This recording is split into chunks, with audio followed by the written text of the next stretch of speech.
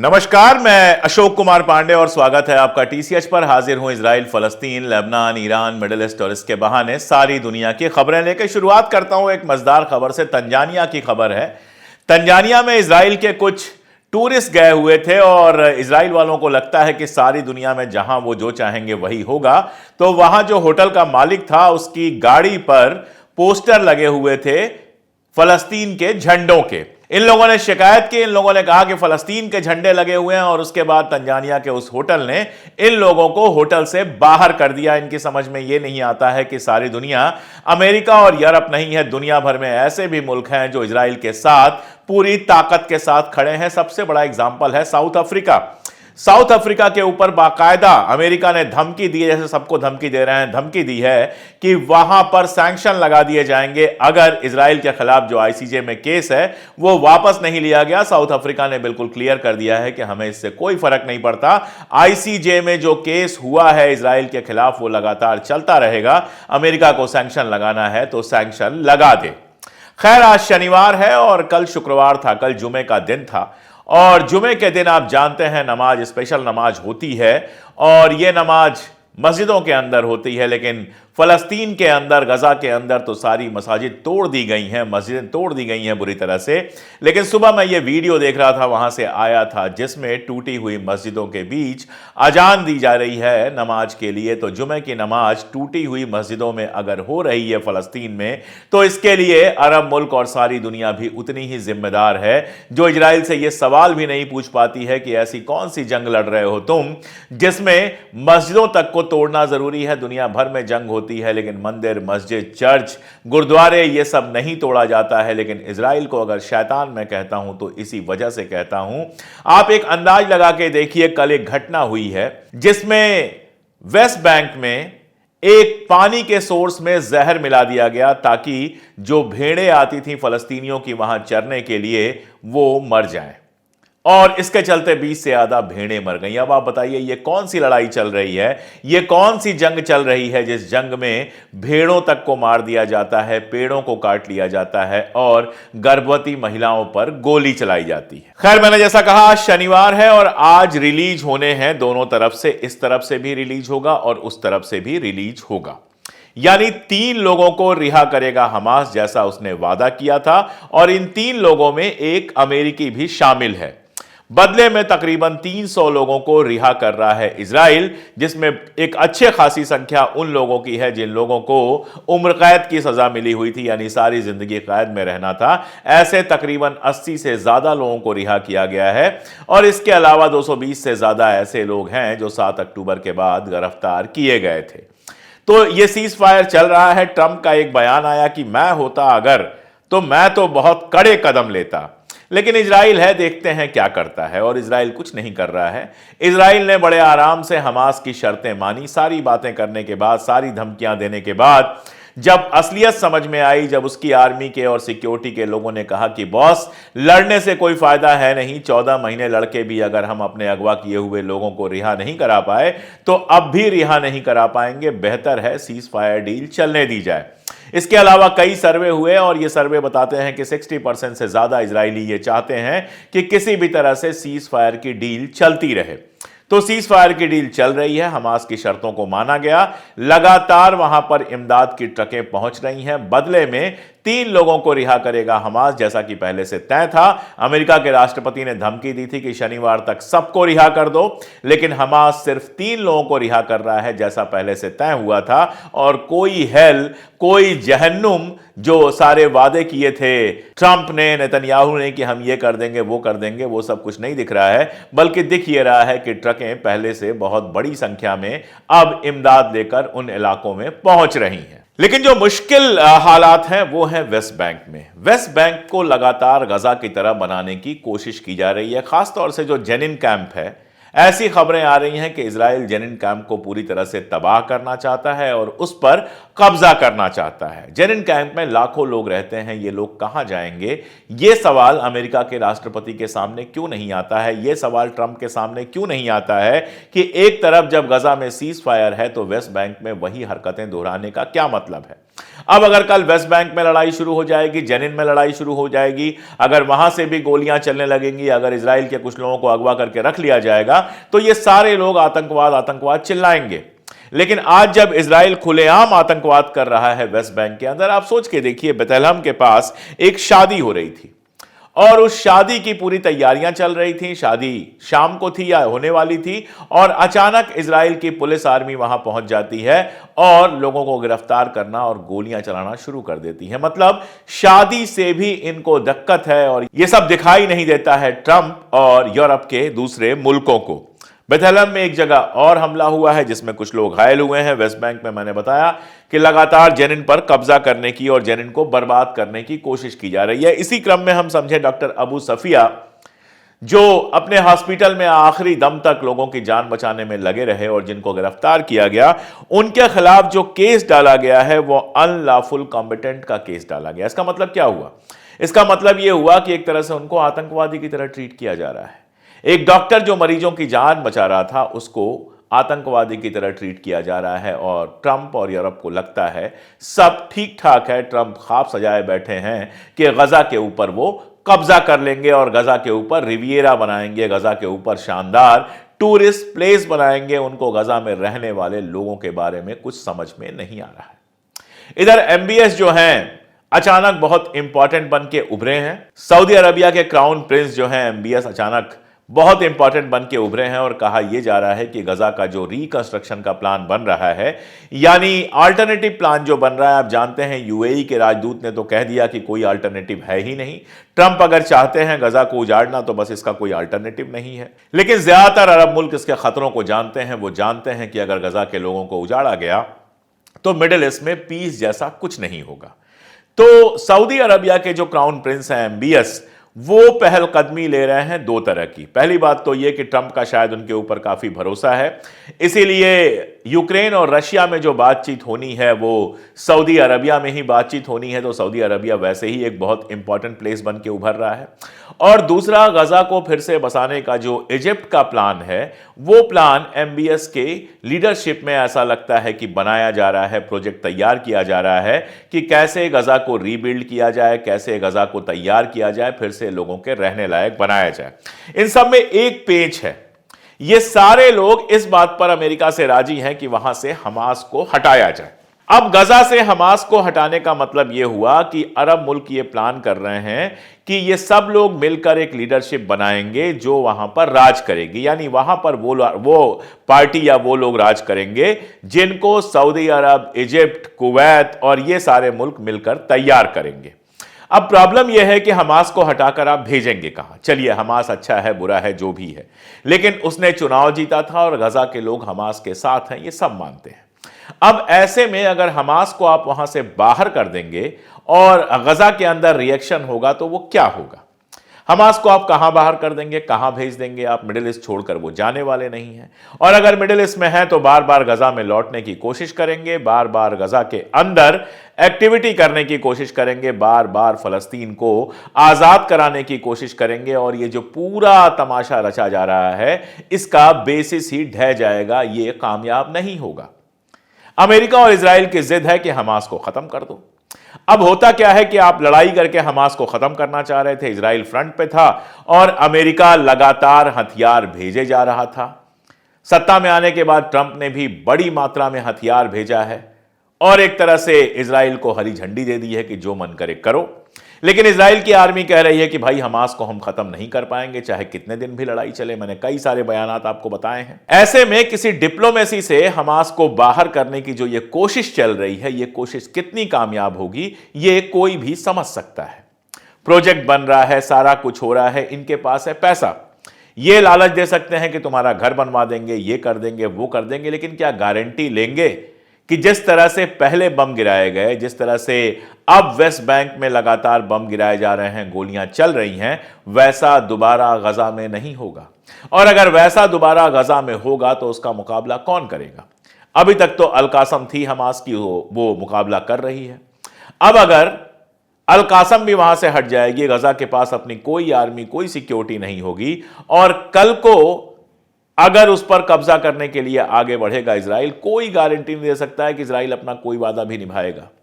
मैं थोड़ी देर के लिए भटक के लेबनान में चलता हूं। लेबनान में वादा किया था, पहले 18 दिन बढ़ा और अब इजराइल फिर जिद कर रहा है कि हमें 26 तारीख तक वहां रहने दीजिए और 5 पोस्ट जो वहां पर हैं वो हमको मेंटेन करने दीजिए।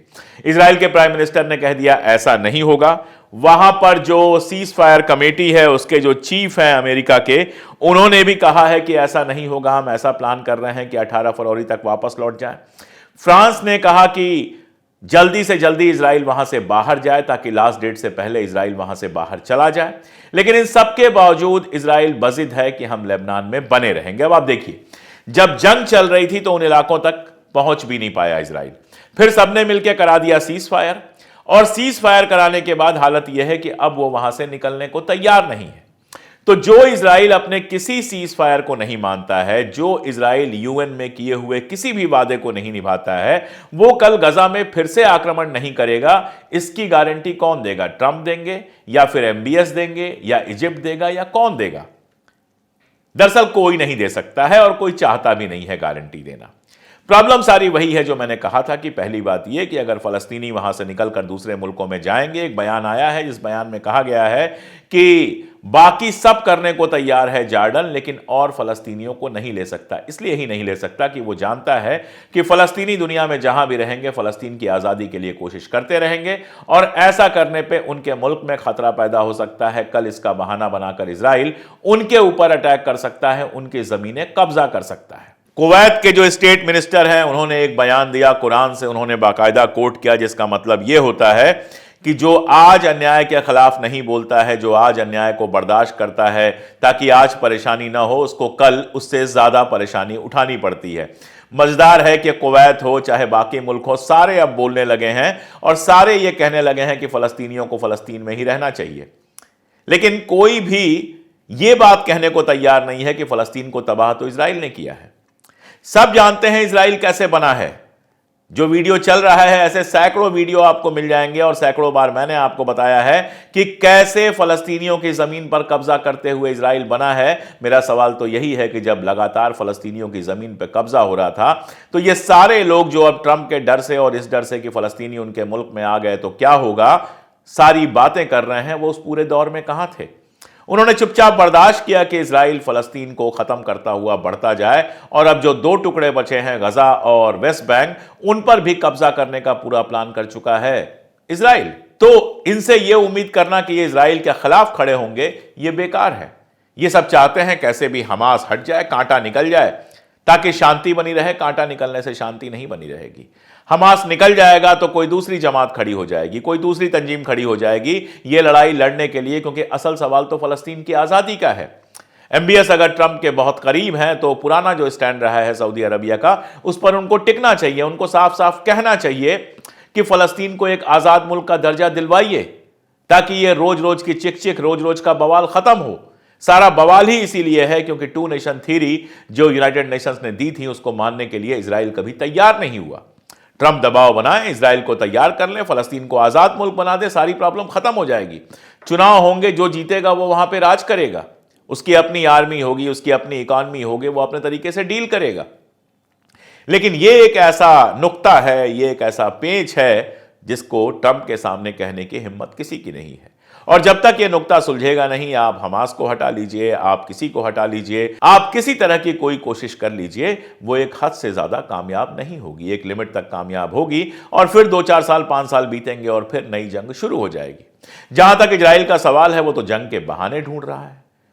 अब यह कहा जा रहा है कि इजराइल ईरान पर हमले को तैयार है, अगर अमेरिका साथ दे तो ठीक और ना साथ दे तो ना ठीक। ईरान के ऊपर आरोप लगाया जा रहा है कि ईरान के पास जो हथियार आ रहे हैं वो चाइना से आ रहे हैं। इजराइल को बताना चाहिए कि उसके पास जो हथियार आ रहे हैं वो कहां से आ रहे हैं।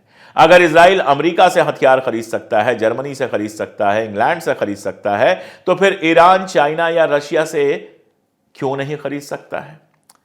ईरान को क्या अपने सारे हथियार खत्म करके हाथ जोड़ के खड़ा रहना चाहिए और कहना चाहिए आइए मिस्टर इजराइल हमारे ऊपर आक्रमण कीजिए, आइए हजरत इजराइल जो चाहिए वो कीजिए, ईरान को लूटिए? ये तो नहीं करेगा, वो भी एक खुद मुख्तार मुल्क है। आप अगर हथियारों के साथ तैयारी करेंगे तो वो भी हथियारों के साथ तैयारी करेगा। यही वजह है कि कल वहां के राष्ट्रपति ने साफ साफ कहा है कि जो एटॉमिक हमारा संयंत्र है उसको और बढ़ाया जाए, घटाने की जगह और बढ़ाया जाए। और उन्होंने ये भी कहा है कि अमेरिका जो है वो हमसे बातचीत नहीं करना चाहता है कि हम उसके सामने घुटनों पर आ जाएं, और वो हम करेंगे नहीं। जाहिर सी बात है, खुद मुख्तार मुल्क है अपने आप को बचाने के लिए, और इजराइल से बहुत बड़ा मुल्क है, इजराइल से ज्यादा हिस्टोरिक मुल्क है। उसके पास भी उसकी आर्मी है, उसके पास भी मिसाइल है, उसके पास भी एयर डिफेंस सिस्टम है, उसके पास नेवी है।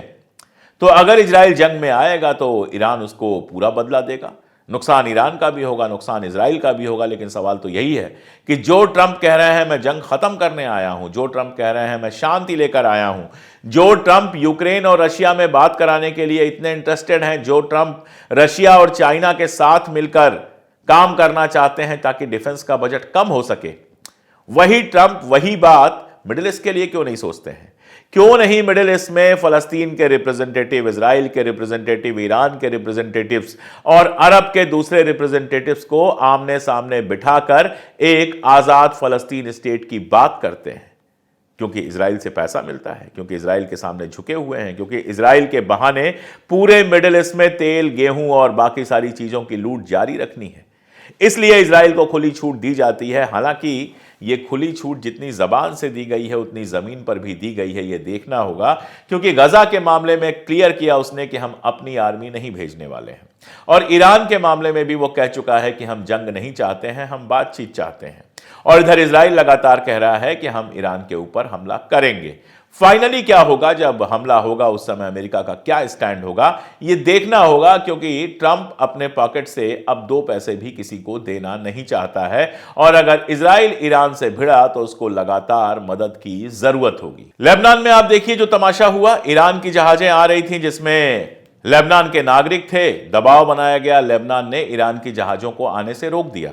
बदले में ईरान ने भी लेबनान की जहाजों को आने से रोक दिया। उसके बाद क्या हुआ, लोग सड़कों पे आ गए, और अब यह कहा जा रहा है कि उन लोगों ने मास्क लगाया हुआ था और वहां जो यूनाइटेड नेशंस की सेना है उसके डिप्टी चीफ को नुकसान पहुंचा है। अब इन लोगों ने मास्क लगाया हुआ था, इनकी कोई पहचान क्लियर नहीं है। इसको आप इस बात से जोड़िए कि इजराइल को वहां से वापस जाने पर दबाव बनाया जा रहा है। क्या ऐसा नहीं हो सकता? और कई जगह पर यह खबर आई है, दबती छिपती खबर आई है, खुल के नहीं आई है। ट्विटर पर कुछ लोगों ने लिखा है कि यह सारा कुछ जो बेरूत में हो रहा है, लगातार बवाल चल रहा है, यह भी हो सकता है कि इसमें इजराइल के लोग शामिल हो, ताकि कल को कहें कि देखिए यहां बवाल चल रहा है, हम सीज फायर में इस जगह छोड़कर अगर चले जाएंगे तो हिजबुल्लाह कब्जा कर लेगा। ये सारी चीजें की जा सकती हैं, पहले भी इजराइल ने ऐसा बहुत कुछ किया है। मुद्दा यह है कि सीज फायर करोगे तो शर्त नहीं मानोगे, हमास के साथ सीज फायर करोगे तो शर्त नहीं मानोगे, चाहोगे सीज फायर में वो सब हासिल कर लो जो जंग में ना हासिल कर पाए हो, तो फिर ऐसे में अमन कहां से होगा? ऐसे में जो दूसरी ताकतें हैं वो हमला क्यों नहीं करेंगी? 25,000 से ज्यादा बच्चे मार दिए तुमने हमास के बहाने गजा के अंदर। यह वीडियो मैं देख रहा था, मेरी आंख भर आई। वहां के किसी आर्टिस्ट ने बनाया है कि किस तरह से वहां पर बच्चों को मारा गया। बच्चे जो जमीन पर खेल रहे थे उनको आसमान में पहुंचा दिया गया, और उसके बाद तुम्हारे ऊपर अगर आईसीजे में केस हो तो दबाव बनाओ, आईसीसी अगर तुम्हारे खिलाफ फैसला कर दे, वारंट जारी कर दे, तो उसके जो चीफ प्रोसिक्यूटर है उसको सैंक्शन कर दो। दुनिया सब देख रही है। दुनिया ये देख रही है कि सेकेंड वर्ल्ड वॉर के बाद जितने रूल्स रेगुलेशन बनाए गए थे कि दुनिया में अमन रहे, दुनिया में ह्यूमैनिटी रहे, उन सबको अमेरिका और इजराइल ने मिलकर तोड़ दिया है। और जब तुम ये करोगे तो बदले में कुछ ना कुछ होगा, इसको रोका नहीं जा सकता है। एक तरह की हिंसा, एक तरह का वायलेंस दूसरे तरह के वायलेंस को जन्म देता है। अगर कोई किसी की फैमिली पर हमला करेगा, खून गिराएगा, तो उस फैमिली का कोई ना कोई बच्चा कल को खड़ा होके बदले की बात करेगा। इसलिए शांति तो सिर्फ और सिर्फ तभी हो सकती है, एक ही शर्त है कि फलस्तीन को उसकी आजादी दे दो और उनको अपने मुल्क में चैन से रहने दो। जब तक यह नहीं होगा मिडिल ईस्ट में हिंसा चलती रहे। इजिप्ट गजा के लोगों की मदद कर रहा है, तो अब उसके ऊपर आरोप लगाया जा रहा है कि इजिप्ट पीस डील तोड़ रहा है। इजराइल के साथ जो उसकी पीस डील हुई थी, उसका समझौता हुआ था, वो तोड़ रहा है। अरे भाई, इजिप्ट आपके ऊपर कहां हमला कर रहा है? इजिप्ट आपके ऊपर हमला नहीं कर रहा है। आपको दर्द यह है कि इजिप्ट गजा के लोगों की मदद कैसे कर रहा है। आप कैसे भी चाहते हैं कि गजा का एक एक आदमी या तो गोली से मर जाए या भूख से मर जाए, लेकिन सब कुछ आपके चाहने से नहीं होता है।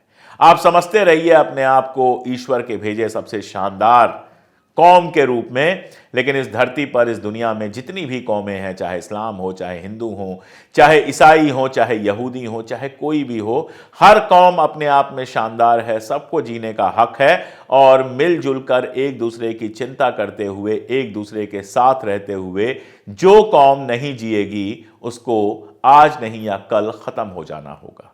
काश ये चीज इजराइल के ज़ायनिस्ट सीख पाते। आज के लिए इतना ही, बहुत शुक्रिया।